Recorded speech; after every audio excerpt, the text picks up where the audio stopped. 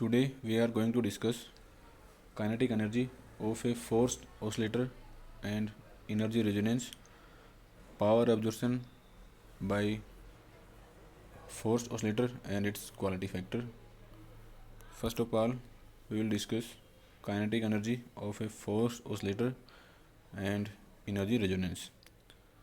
जब किसी damped simple harmonic oscillator पर कोई driven force means a periodic force F equals to F nought sine omega T apply किया जाता है, तो ये damped simple harmonic oscillator omega frequency से ऑसिलेट करने लगता है। इस ओमेगा फ्रीक्वेंसी को ड्राइवन फ्रीक्वेंसी कहते हैं। इस केस में इक्वेशन ऑफ डिस्प्लेसमेंट है इस ड्राइवन ऑसिलेटर की, उसको इक्वेशन फर्स्ट से रिप्रेजेंट किया जाता है, और जो एम्पलीट्यूड है इस डिस्प्लेसमेंट का उसको एक्स नोट से रिप्रेजेंट किया जाता है। इसको इक्वेशन 2 में दिखाया गया है। यहाँ पर फाई है वो फेज डिफरेंस है। तो काइनेटिक एनर्जी के लिए इक्वेशन फर्स्ट को डिफरेंशिएट करेंगे विद रिस्पेक्ट टू टी, तो हमें इक्वेशन 3 मिलेगी। यहाँ पर इक्वेशन 3 को जो काइनेटिक एनर्जी का फॉर्मूला है उसमें पुट करेंगे तो इक्वेशन 4 मिलेगी।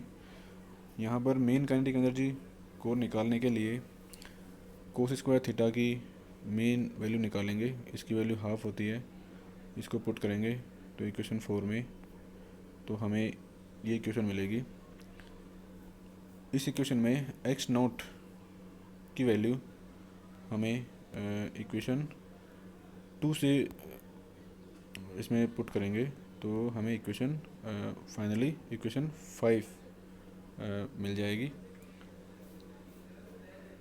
यहाँ पर इस इक्वेशन से यह क्लियर है कि इनिशियली जब ओमेगा की वैल्यू 0 होती है तो मेन काइनेटिक एनर्जी 0 ही होती है, लेकिन जब इसका मान ओमेगा नोट के बराबर होता है तो मेन काइनेटिक एनर्जी का मान मैक्सिमम हो जाता है, और जब ओमेगा की वैल्यू ओमेगा नोट से अधिक होती है उस केस में वापस मेन काइनेटिक एनर्जी का मान कम होने लगता है। इसको इस ग्राफ से भी दिखाया गया है। इस ग्राफ से यह स्पष्ट है कि जो मेन काइनेटिक एनर्जी है वो omega equals to omega nought पर मैक्सिमम होती है। अब इस मैक्सिमम काइनेटिक एनर्जी की वैल्यू कितनी होगी उसको निकालने के लिए हमें इक्वेशन 5 में जो डिनोमिनेटर है वो मिनिमम होना चाहिए इस केस के लिए। तो इस केस में denominator of equation 5 must be minimum. इसको सोल्व करेंगे तो omega equals to omega nought हमें इक्वेशन 6 से मिल गया। यानी इस फ्रीक्वेंसी पर जो काइनेटिक एनर्जी है, मेन काइनेटिक एनर्जी है, वो मैक्सिमम होगी। इसको हम दूसरे शब्दों में इस तरह लिख सकते हैं, इस तरह कह सकते हैं कि जब ड्राइवन ऑसिलेटर की फ्रीक्वेंसी यानी ड्राइविंग फ्रीक्वेंसी सिस्टम की नेचुरल फ्रीक्वेंसी के बराबर हो जाए उस केस में मेन काइनेटिक एनर्जी मैक्सिमम होती है। यानी उस केस में जो ड्राइवन ऑसिलेटर है वो मैक्सिमम काइनेटिक एनर्जी को एब्जॉर्ब करता है अप्लाइड फोर्स के सिस्टम से।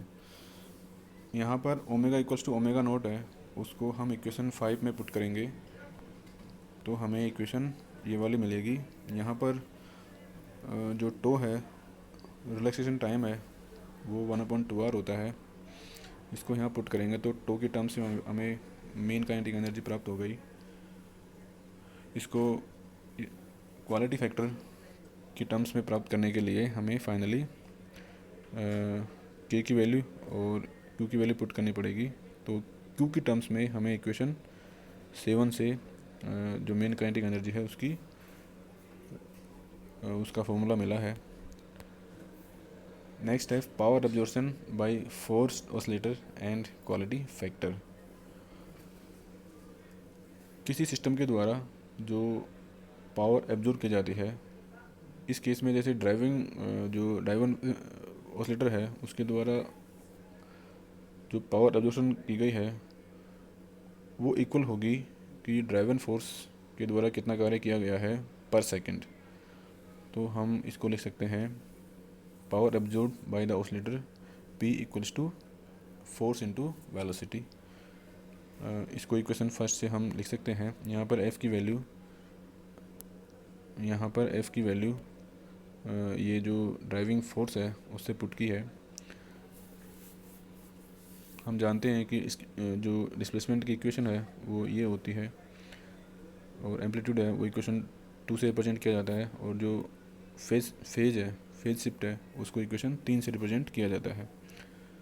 वेलोसिटी के लिए इसको डिफ्रेंशिएट करेंगे, इस इक्वेशन को डिफ्रेंशिएट करेंगे तो हमें इक्वेशन 4 मिलेगी।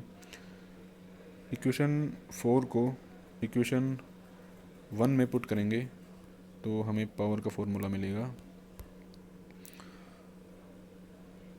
मीन पावर के लिए हमें इन टर्म्स की मीन वैल्यू को निकालना होगा। फाइनली इसकी मीन वैल्यू 0 हो जाएगी, और साइन स्क्वायर थीटा है उसकी मीन वैल्यू हाफ हो जाएगी। तो by putting these values in equation this one we get equation 5। यहाँ पर क्योंकि हमारे पास में tan फाई की वैल्यू 10 के फॉर्म में है, तो इसको साइन के टर्म्स में निकालने के लिए इसको इस तरह रिप्रेजेंट कर सकते हैं। और फाइनली साइन फाई की वैल्यू यहाँ ये निकल कर आती है इक्वेशन 6 से। इस साइन फाई की वैल्यू को हम इक्वेशन 5 में रखेंगे, और साथ ही साथ x नॉट है उसकी वैल्यू भी इसमें रखेंगे। तो फाइनली हम इस इक्वेशन को प्राप्त करते हैं। यहाँ पर जो मेन पावर एब्जॉर्प्शन है वो दिखाया गया है इस इक्वेशन से। मेन पावर एब्जॉर्प्शन मैक्सिमम तब होगा जब इसका डिनोमिनेटर है वो मिनिमम हो, यानी जो डिनोमिनेटर है उसको मिनिमम करेंगे तो हमें इक्वेशन दिस वन मिलेगी। दिस वन इज यहाँ पर इसको फर्दर सोल्व करेंगे तो हमें omega equals to omega nought ये इक्वेशन मिलेगी। यानी जब ओमेगा की वैल्यू यानी ड्राइविंग फ्रीक्वेंसी सिस्टम की नेचुरल फ्रीक्वेंसी के इक्वल होगी, उस केस में पावर एब्जॉर्प्शन मैक्सिमम होगा, यानी उस केस में ड्राइवन जो ऑसिलेटर है वो मैक्सिमम पावर को एब्जॉर्ब करेगा।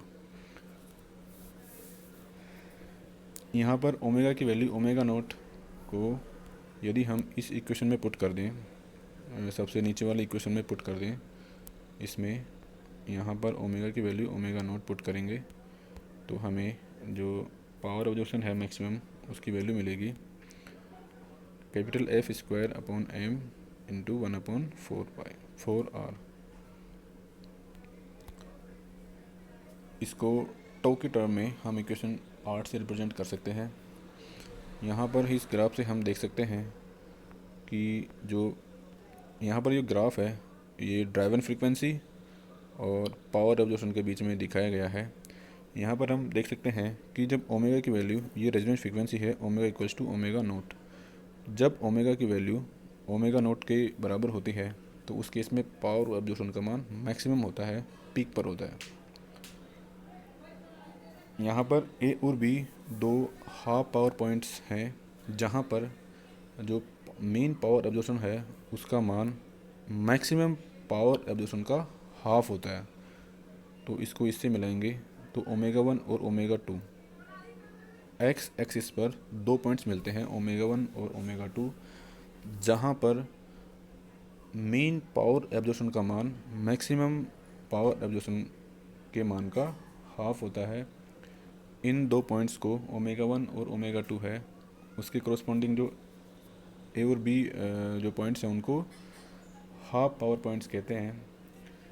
तो इनके लिए कंडीशन है वो ये होगी, एट हाफ पावर पॉइंट्स है उन पर दिस वन, सबसे ऊपर जो इक्वेशन लिखी हुई है वही हाफ पावर पॉइंट्स के लिए कंडीशन होगी। इसमें हम मेन पावर एब्जॉर्प्शन और मैक्सिमम पावर एब्जॉर्प्शन की वैल्यू पुट करेंगे तो हम इक्वेशन ये मिलेगी। इसको फर्दर सोल्व करेंगे तो हमें फाइनली ये इक्वेशन मिलेगी।